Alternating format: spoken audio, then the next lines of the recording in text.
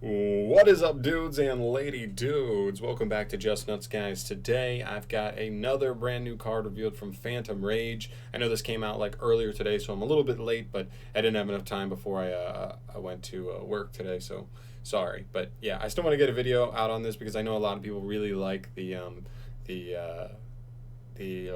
what are they? The gods? What are these things called? Jesus Christ! The Phantom Beast. No, Phantom Beast. What am I thinking of right now? What is happening right now? Sacred Beast. Oh my goodness. Why could I not think of that? Oh my gosh, what a brain fart. Anyway, today we have Armityle, the Chaos Phantasm, Hollow Phantom Life of Agony. You know, I'm thinking that name might change.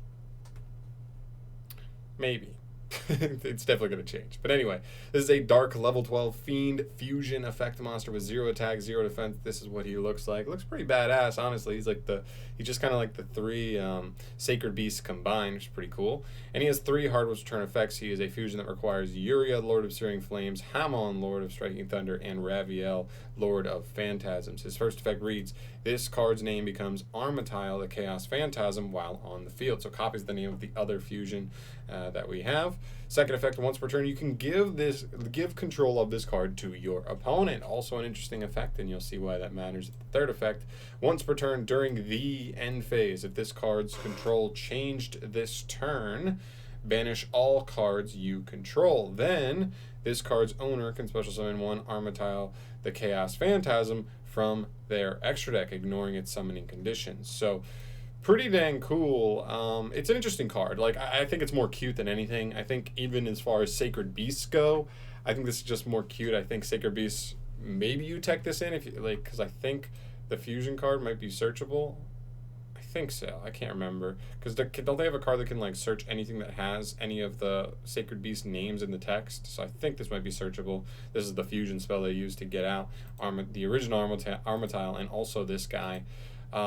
Which is pretty nice. And I think because you have this, it lets you like shuffle stuff from, or sorry, banish stuff from hand, field, or graveyard in terms of material. So like you don't have to actually get all 3 on the field. So he's not crazy hard to summon. But as far as what his effects do, the whole goal of this guy is just give him to your opponent, and then on the end of the turn, your opponent gets everything else banished,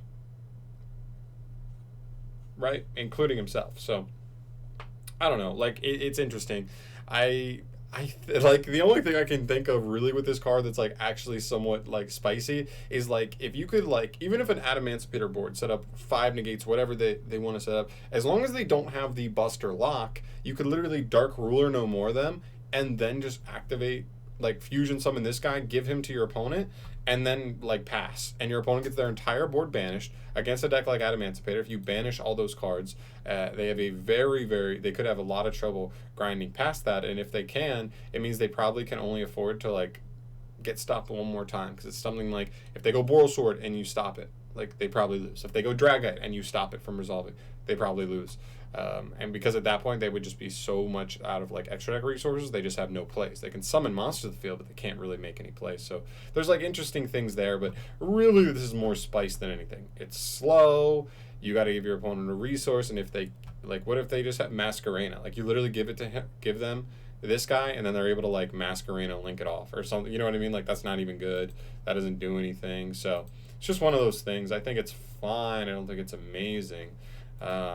But he's cool, and I think that's what it comes down to, because then also, even after he banishes your opponent's entire board, you're going to get an Armityle, the Chaos Phantasm, who now, as soon as you come around back to your turn, if your opponent couldn't amass any kind of defense to defend themselves from a 10,000 beater, they are going to just lose. So I don't know. I think overall it's a cool card. It's cheeky, fun, but not overly game-changing, game-breaking for Sacred Beast. But it's still cool, especially if you like those anime-style decks. So there's just another little niche in the Phantom Rage belt to to look forward to. I really think this set could be potentially better than Echo. I know Echo was being looked at as like one of the best like core sets of all time.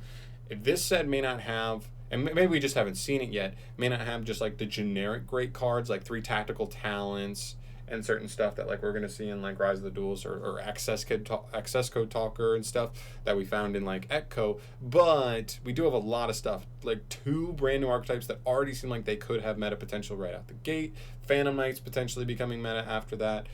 prank kids being thrust potentially into tier 1, like so much like meta affecting stuff in my opinion, and I'm really excited to see how everything goes. Guys, let me know your thoughts down below on this card. Are there any interactions I'm missing here?